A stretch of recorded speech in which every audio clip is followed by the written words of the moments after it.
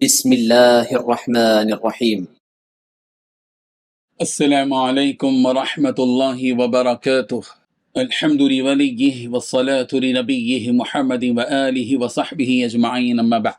حاضرین و ناظرین، یہ درس نمبر 2032 ہے اور آج سورۃ النجم کی 7 آیتوں کی تلاوت و تشریح کی جائے گی. آیت نمبر 11 تا 17 11 to 17. چلے سب سے پہلے ہم ان 7 آیتوں کی تلاوت کرتے ہیں، لفظی ترجمے اور ترجمے کے بعد تشریح کرتے ہیں. اعوذ باللہ من الشیطان الرجیم، بسم اللہ الرحمن الرحیم. ما كذب الفؤاد ما رأى أفتمارونه على ما يرى ولقد رآه نزلة أخرى عند سدرة المنتهى عندها جنة المأوى إذ يغشى السدرة ما يغشى ما زاغ البصر وما طغى صدق الله العظيم.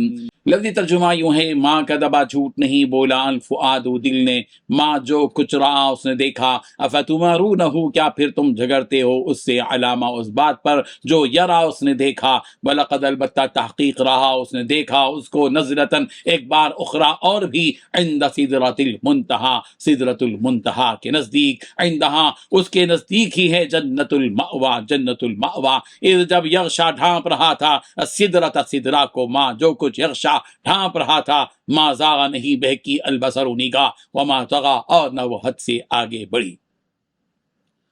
ترجمہ یوں ہے: جو کچھ انہوں نے دیکھا دل سے، جو کچھ انہوں نے دیکھا دل نے اس میں کوئی غلطی نہیں کی، کیا پھر بھی تم ان سے اس چیز کے بارے میں جھگڑتے ہو جیسے وہ دیکھتے ہیں. اور حقیقت یہ ہے کہ انہوں نے اس فرشتے کو ایک اور مرتبہ بھی دیکھا ہے، اس بیر کے درخت کے پاس جس کا نام سدرۃ المنتہا ہے، اسی کے پاس جنت المأویٰ ہے. اس وقت اس بیر کے درخت پر وہ چیزیں چھائی ہوئی تھیں جو بھی اس پر چھائی ہوئی تھیں. پیغمبر کی آنکھ نہ تو چکرائی اور نہ حد سے آگے بڑھی. ان 7 آیتوں میں 7 باتیں بیان کی گئی ہیں. پہلی بات، جو کچھ انہوں نے دیکھا ہے دل نے اس میں کوئی غلطی نہیں کی. دوسری بات، کیا پھر بھی تم ان سے اس چیز کے بارے میں جھگڑتے ہو جیسے وہ دیکھتے ہیں. تیسری بات، حقیقت یہ ہے کہ انہوں نے اس فرشتے کو ایک اور مرتبہ دیکھا ہے. چوتھی بات، اس بیر کے درخت کے پاس جس کا نام سدرۃ المنتہا ہے. تو پانچویں بات، اسی کے پاس جنت المأویٰ ہے. چھٹویں بات، اس وقت اس بیر کے درخت پر وہ چیزیں چھائی ہوئی تھیں جو بھی اس پر چھائی ہوئی تھیں. ساتھی بات، پیغمبر کی آنکھ نہ تو چکرائی اور نہ حد سے آگے بڑھی. بزرگان محترم، اللہ تبارک و تعالیٰ بیان فرما رہے ہیں کہ حضرت محمد مصطفیٰ صلی اللہ علیہ وسلم نے حضرت جبرائیل امین کو جو اپنی آنکھوں سے دیکھا ہے، ان کے دل نے بھی اس کی تصدیق کی. یعنی انہوں نے حضرت جبرائیل کو ہی دیکھا ہے، کسی اور کو نہیں، اور اس بات پر ان کا دل متفق بھی تھا. تو پھر تم اے لوگو اس چیز کے بارے میں کیوں جھگڑتے ہو ان سے جسے انہوں نے خود اپنی آنکھوں سے دیکھا ہے. یعنی وہ تم سے کہتے ہیں کہ میں نے جبرائیل امین کو ان کی اصلی صورت میں دیکھا ہے، تو تم اس بات کا انکار کیوں کرتے ہو جبکہ خود دیکھنے والا ہی تم سے بیان کر رہا ہے. اس کے باوجود بھی تم ان کی اس بات کو نہیں مانتے. یہ دیکھنا صرف ایک بار نہیں بلکہ 2 بار ہوا ہے. ایک تو وہی دنیا میں جس کا تذکرہ پچھلے درس میں گزرا، اور دوسری مرتبہ معراج کے وقت میں سدرۃ المنتہا کے پاس، جیسا کہ حضرت عبداللہ ابن عباس رضی اللہ عنہما کی حدیث پیچھے گزر چکی.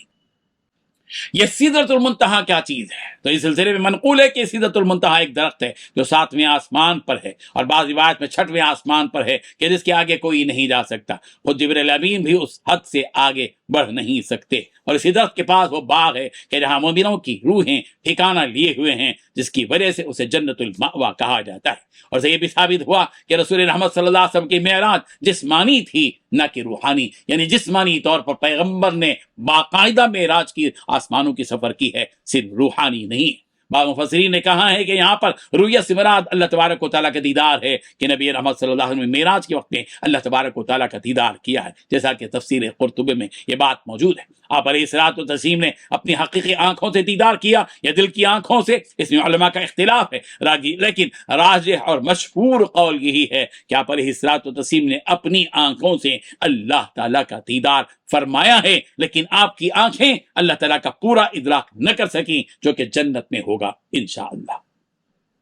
آگے فرمایا گیا کہ اس وقت جب کہ آپ علیہ الصلوۃ والتسلیم اللہ تعالیٰ سے معراج کے وقت ہم کلام ہو رہے تھے، اس درخت یعنی سدرۃ المنتہا پر جو چیزیں چھائی ہوئی تھیں اسے بیان نہیں کیا جا سکتا. بعض چیزیں ایسی ہوتی ہیں کہ انسان اس کی مکمل تصویر کشی کرنے سے عاجز ہوتا ہے، اور اس کی آنکھوں نے جو کچھ دیکھا اس کی زبان اسے ہو بہو بیان نہیں کر پاتا.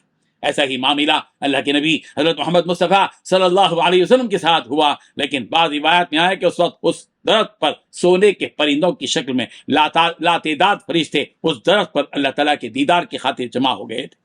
اور ایک حدیث میں اس سدرۃ المنتہا کی منظر کشی کرتے ہوئے اللہ کے نبی صلی اللہ علیہ وسلم نے فرمایا کہ مجھے سدرۃ المنتہا پر بھی لے جایا گیا تو میں نے دیکھا کہ اس درخت کے پھل ایسے بڑے بڑے ہیں جیسے کہ شہر ہجر کا ایک مٹکا ہوتا ہے، اور اس کے پتے ہاتھی کے کان کے برابر ہیں۔ اس درخت کے نیچے سے 4 نہریں نکل رہی تھیں۔ تو میں نے جبرائیل امین سے پوچھا کہ جبرائیل یہ نہریں کیسی ہیں؟ تو جبرائیل امین نے فرمایا کہ یہ جو باطنی نہریں ہیں وہ جنت میں ہیں، اور جو ظاہری نہریں ہیں وہ جو دنیا کی نہریں ہیں، یعنی فرات، نیل وغیرہ۔ حضرت اسماء بنت ابو بکر رضی اللہ عنہ نے فرمایا کہ میں نے نبی رحمت صلی اللہ علیہ وسلم کو سدرۃ المنتہا کا ذکر فرماتے ہوئے سنا۔ آپ کہہ رہے تھے کہ اس درخت کی ٹہنی ہی اتنی بڑی ہے کہ اگر کوئی سوار اس کے نیچے سے گزرے تو صرف ٹہنی کو پار کرنے کے لیے اسے 100 سال لگ جائیں گے۔ اللہ اکبر۔ یا فرمایا کہ اس ٹہنی کے نیچے 100 آدمی بڑی آسانی سے آرام فرمائیں گے۔ اللہ تبارک و تعالیٰ ان حقیقتوں کو سمجھنے کی ہم سب کو توفیق عطا فرمائے، آمین۔ وآخر دعوانا الحمد للہ رب العالمین۔